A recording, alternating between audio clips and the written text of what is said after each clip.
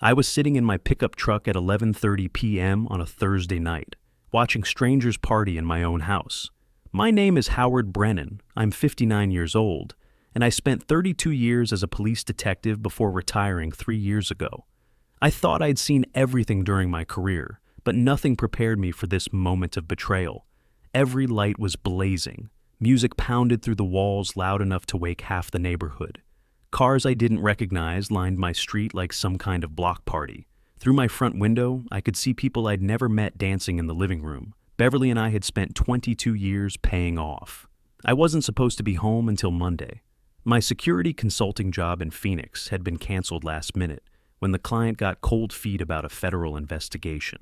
Beverly was visiting her sister in Seattle for the week. Our 31-year-old son, Gerald, had promised to house sit. "Don't worry, Dad," he'd said. "I'll keep everything locked down while you're both away." Locked down. The irony wasn't lost on me. I pulled out my phone and called Gerald. It rang 9 times before going to voicemail.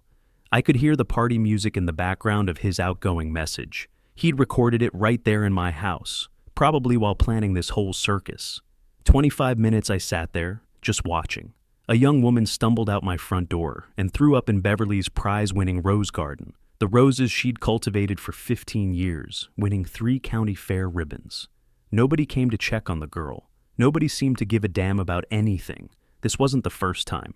Gerald had been pulling stunts like this for 3 years, ever since he moved back home after college. "Just until I established my career, Dad. The market's incredibly competitive. Of course we wanted to help. We'd always helped. Maybe that was the problem. We'd paid his college tuition completely. $94,000 total over 4 years. We bought him a used Honda Accord when he graduated. Nothing flashy but reliable transportation. We let him move back home rent-free because he claimed he was saving for his own place. We gave him money whenever he asked, usually $300 here, $500 there. 'I'll pay you back, Dad. You know I'm good for it.' He never was. 10 months ago, he brought home his girlfriend Carol, 28 years old, called herself a content creator, which apparently meant taking pictures of herself in various states of undress and posting them online for strangers to pay for. She moved in within 3 weeks without asking permission, just started leaving her makeup everywhere, using our streaming accounts, sleeping in Gerald's room like she had squatter's rights. "It's temporary," Gerald said when I brought it up. "She's between leases. Her landlord was a total creep." When Beverly and I were 28, we were working multiple jobs and sharing a cramped apartment with roaches. We didn't have parents with spare bedrooms and retirement portfolios to cushion our mistakes. Incies. Months ago, Carol's brother Vernon showed up, 26 years old, exploring his options, which seemed to mean unemployed and uninterested in changing that status. He asked to crash on our couch for just a week or two. Gerald vouched for him immediately. "Vernon's really smart, Dad. Just going through some stuff." Vernon was still on our couch. He'd essentially colonized our family room, surrounded himself with empty Monster cans and DoorDash containers, and spent his days playing video games while Beverly and I navigated around our own furniture like visitors. When I suggested maybe Vernon needed to find his own accommodations, Gerald made me feel like I was suggesting something heartless. "Dad, he literally has nowhere else to go. Are you seriously going to throw him out on the street?" That was Gerald's signature move.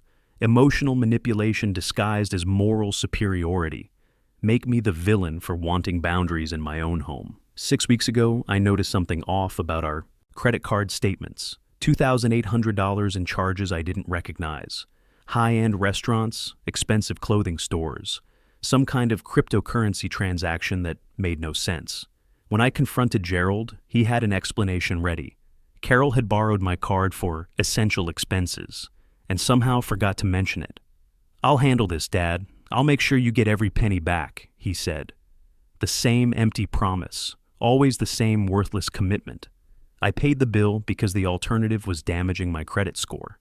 3 weeks ago, I was coming back from a hardware store run when I heard Carol on the phone in our kitchen. She was laughing, practically bragging to whoever was listening. "Yeah, it's ridiculous how easy this is. Howard and Beverly are total pushovers. We can literally do whatever we want here. It's like having rich grandparents who never say no." I stood in my own hallway, listening to a stranger mock the generosity Beverly and I had shown. I wanted to march into that kitchen and lay down some hard truths, but something held me back. What would I even say? She wasn't wrong. We never did push back. That night, I told Beverly what I'd overheard. She cried the quiet kind of tears that absolutely destroy you. "I don't know who our son is anymore," she whispered. "When did he become someone who would let people talk about us like that?" I didn't have an answer then, but sitting in that truck, watching strangers trash my house, I realized something had to change. I called my old partner Arthur Coleman, now a sergeant with the Portland Police Department. We'd worked together for 18 years, stayed close after my retirement. "Arthur, I need some professional advice," I said when he answered. I explained the situation methodically, the way we used to brief cases, the unauthorized party, the systematic financial exploitation, the fact that my own son had essentially given criminals free access to my home while lying about security. Arthur listened without interrupting, then said, "Howard, this isn't just disrespect anymore. This sounds like organized fraud. You need to document everything and protect yourself legally." "What would you do?" I asked. "First, get evidence. Real evidence. You're trained for this, Howard. Use those skills. Second, check if there's more going on here than just a party. Financial crimes often start small and escalate. Third, when you move decisively. Half measures won't work with people like this." I drove to a 24-hour Best Buy and bought 6 wireless security cameras with night vision and audio recording, professional surveillance grade, the kind I used to use for stakeouts. Then I stopped at Office Depot and grabbed a digital voice recorder. Old habits die hard. I also picked up a small lockbox to secure the evidence. I drove home and parked 4 blocks away, then approached on foot through the neighbors' backyards. The party was still raging at 1:20 a.m. I could count at least 25 people through the windows. In my detective days, I'd learned that criminals get sloppy when they feel safe. Tonight, Gerald and his friends felt very safe. Using techniques I'd perfected over 3 decades of investigations, I installed cameras covering every entrance, the garage, the driveway, and one inside the house through a basement window that had a broken latch. My phone connected to them immediately through an encrypted app I'd used for surveillance work. At 1:45 a.m., I watched something that made my blood boil. A kid who couldn't have been older than 23 came out of my garage carrying my grandfather's toolbox. The snap-on set my grandfather had given me when I made detective. Worth easily $4,000 now, but priceless in sentimental value. He loaded it into a beat-up Civic and drove off like he owned it. But that wasn't the worst part. At 2:15, I watched Carol lead 3 different guys upstairs to Gerald's room. 20 minutes later, she came back down and approached another group. I'd seen this pattern before in Vice investigations. She wasn't just Gerald's girlfriend, she was working. I called Arthur back immediately. "Arthur, I think I'm looking at a prostitution operation running out of my house. Are you recording this?" "Everything. Multiple angles, audio, timestamps." "Good. Keep documenting. File a police report first thing in the morning. But, Howard, you need to understand something. If she's running tricks out of your house, you could be charged as an accessory if you don't act fast." That hit me like a punch to the gut. My own son had turned my home into a brothel, and I could face criminal charges because of it. I spent the next 4 hours documenting everything. Property damage, people smoking what was definitely not tobacco. At 3:30 a.m., I watched Gerald, Carol, and Vernon sitting on our deck with several other people, counting a stack of cash that was thick enough to choke a horse. They were splitting it up like some kind of criminal enterprise. Through the audio, I caught fragments of conversation that made my skin crawl. Carol talking about regulars and rates.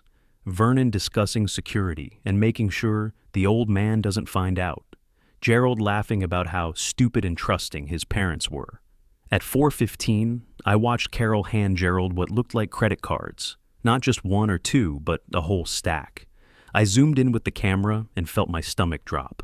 Some of those cards had my name on them. Others had Beverly's name. Cards I'd never seen before.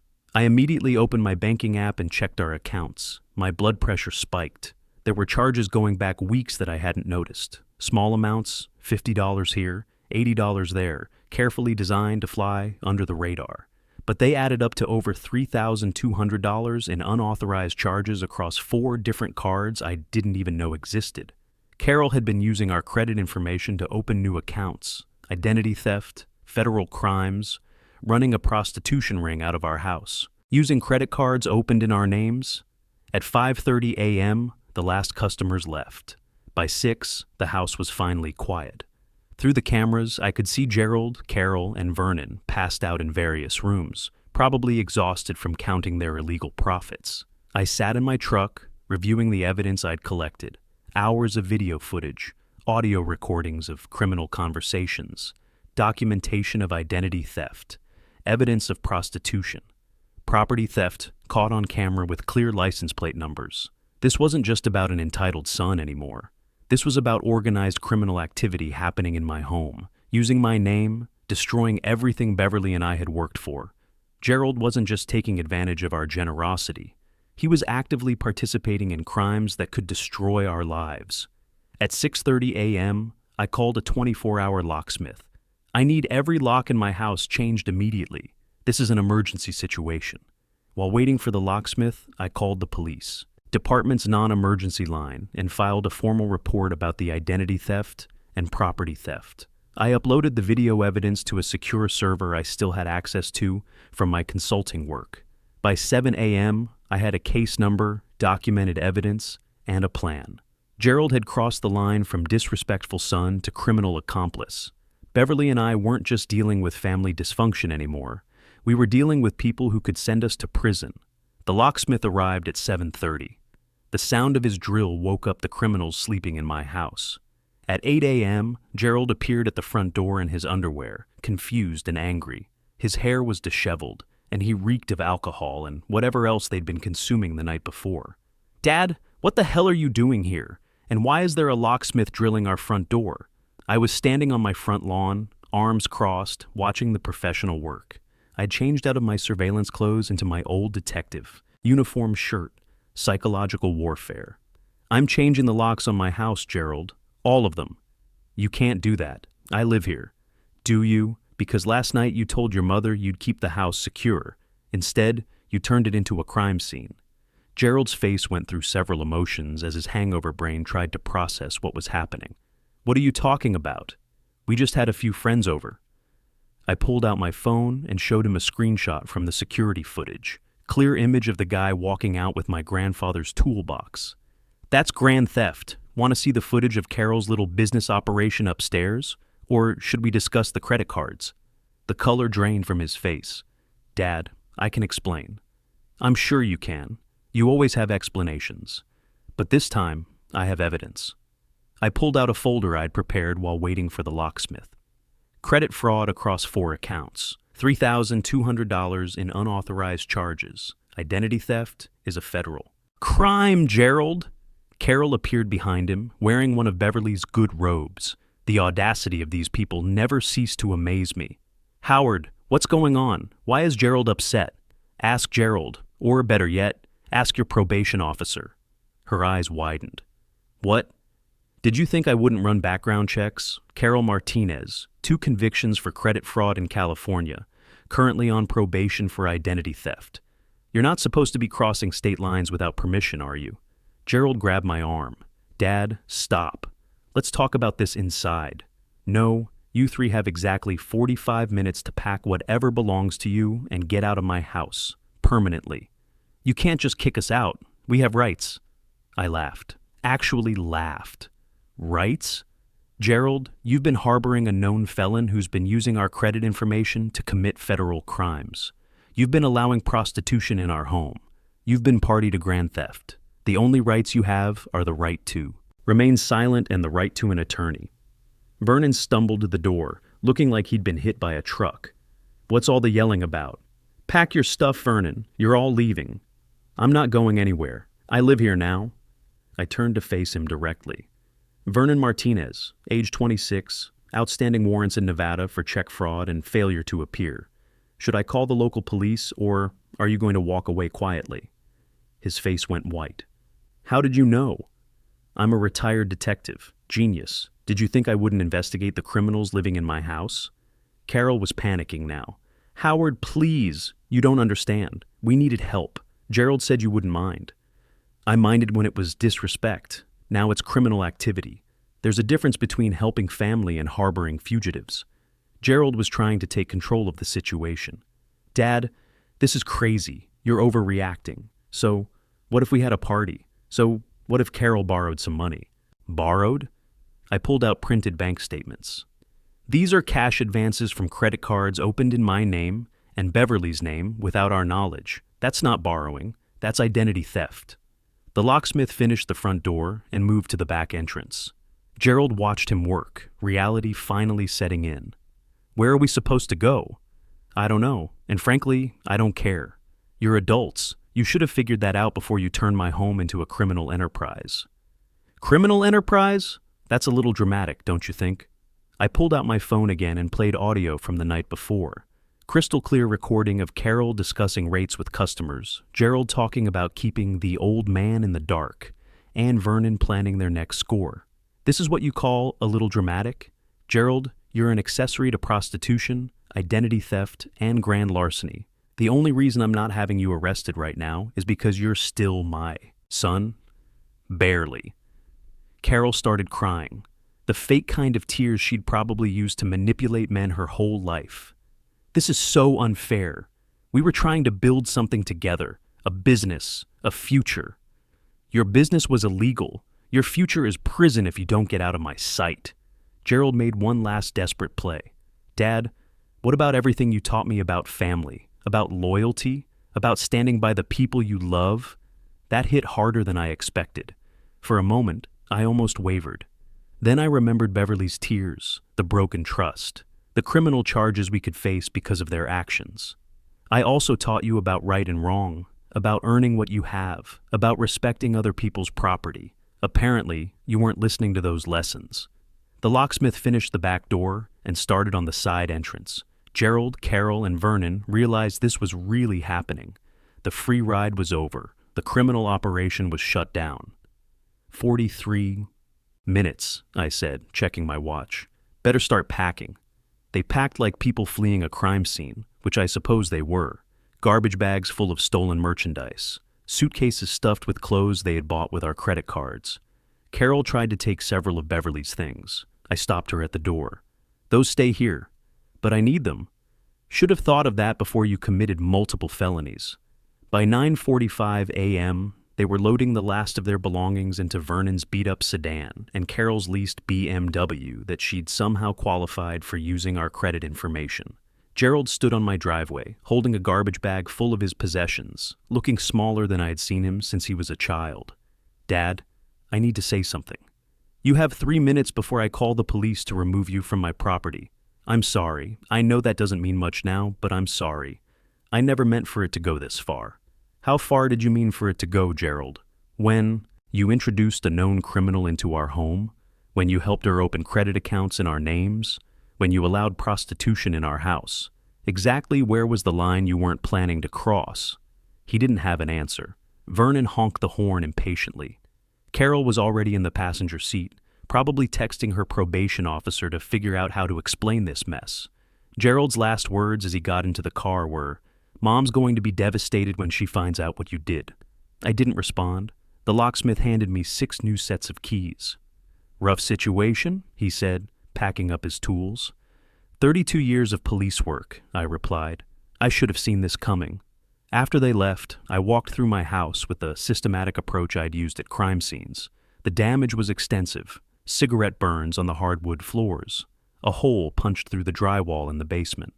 The bathroom upstairs had been turned into what looked like a prep area for Carol's operation. Makeup, condoms, cash-counting materials, evidence of systematic criminal activity. I spent the next 6 hours documenting everything with the same attention to detail I'd used investigating felony cases. Photos from multiple angles, written descriptions of damage, estimated replacement costs, chain of custody for the evidence I'd collected. The kitchen was destroyed, dishes stacked everywhere, food rotting in the sink. The refrigerator had been emptied of everything valuable. Even the good scotch I'd been saving for Beverly's birthday was gone. I found Beverly's jewelry box in Gerald's room, empty. Her grandmother's wedding ring, gone. The pearl necklace I'd given her for our 25th anniversary, missing. They hadn't just stolen money. They'd stolen 3 decades of memories. At 4 p.m., Gerald called. I almost didn't answer. Dad, we need to talk. No, we don't. Vernon's in custody. The Nevada warrants caught up with him at a traffic stop. Carol's freaking out. Her. Probation officer is looking for her. We need help. You need help? I need my property back and my credit repaired. Two very different things. Where am I supposed to go? I don't have any money. Gerald, you and your friend stole over $7,000 from Beverly and me in the past 3 months alone. You should have plenty of money. That's not fair. Most of that was Carol's expenses. Carol's expenses that you facilitated using our stolen credit information. You're an accomplice, son. Start acting like you understand what that means. I can't afford a lawyer. You can't afford not to have one. The federal charges for identity theft carry 5-year mandatory minimums. I hung up. 20 minutes later, Beverly called. She'd heard about Vernon's arrest through her sister, who had connections with Seattle police. Howard, what's happening? Gerald called me crying, saying you kicked him out and that Vernon's in jail. I told her everything. The party, the prostitution operation, the credit fraud, the theft of her jewelry. She was quiet for a long time. I feel like such a fool, she finally said. We both are. We enabled this by not setting boundaries earlier. But, Beverly, if I hadn't acted when I did, we could have been charged as accessories. Our house could have been seized as a criminal enterprise. Gerald wasn't just disrespecting us anymore. He was destroying us. I know. God help me, I know you did the right thing. It's just so hard. Come home. I need you here. I picked up Beverly from the airport 2 days later. She walked through the house, seeing everything I'd tried to repair, everything that couldn't be fixed. When she saw her empty jewelry box, she sat on the bed and cried. 34 years of marriage, she said, and our own son stole our memories. Over the next month, the legal situation unfolded exactly as Arthur had predicted. Carol was arrested for probation violation and extradited back to California to face additional identity theft charges. Vernon pled guilty to the Nevada charges in exchange for information about other fraud schemes he and Carol had been running. Gerald hired a public defender and tried to negotiate a plea deal. The federal prosecutor was surprisingly sympathetic. First-time offender, cooperating witness, family situation. They offered him 2 years probation and full restitution in exchange for testimony against Carol. He called to ask what we thought he should do. Take the deal, I told him. You're lucky they're offering it. And Gerald, when you get out of this, you're going to pay back every penny, starting with replacing your mother's jewelry. Dad, I don't know how I'm going to do that. Figure it out. You figured out how to steal it. Now figure out how to make it right. The restitution amount was staggering. $12,400 in credit fraud, $8,200 in stolen property, $4,300 in house damages, nearly $25,000 total. On top of the previous $18,000 he already owed us. Gerald took the plea deal. Carol got 3 years federal prison. Vernon got 18 months in Nevada State Prison. Beverly and I were finally alone in our house again. But the house felt different now, violated. It would take time to feel like home again. Gerald served his probation without incident. He got a job at a warehouse, night shift, loading trucks for $18 an hour. It wasn't glamorous, but it was honest work. He found a studio apartment in a rough part of town, the kind of place Beverly and I had lived when we were starting out.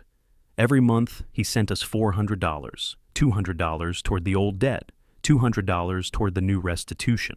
At that rate, it would take him 9 years to pay everything back. But for the first time in his adult life, he was keeping his word. The checks came with notes. Month 6 still going.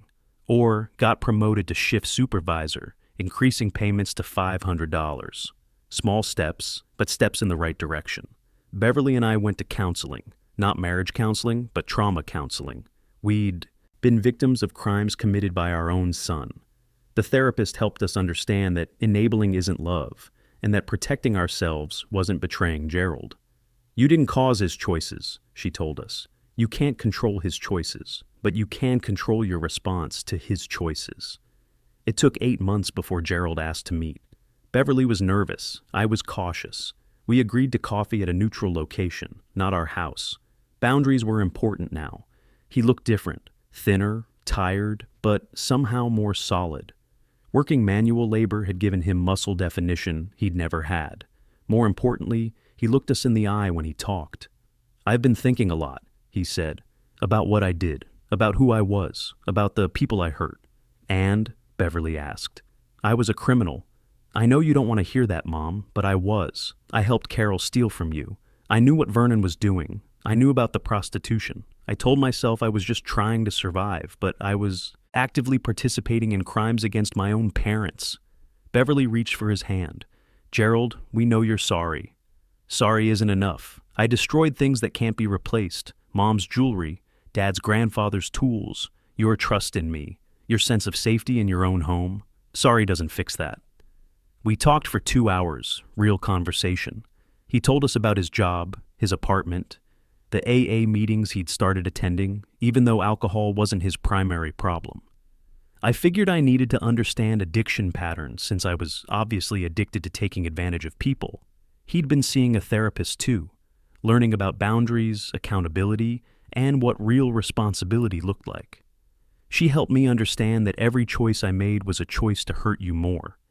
Carol didn't make me do anything. Vernon didn't force me to participate. I chose to betray you.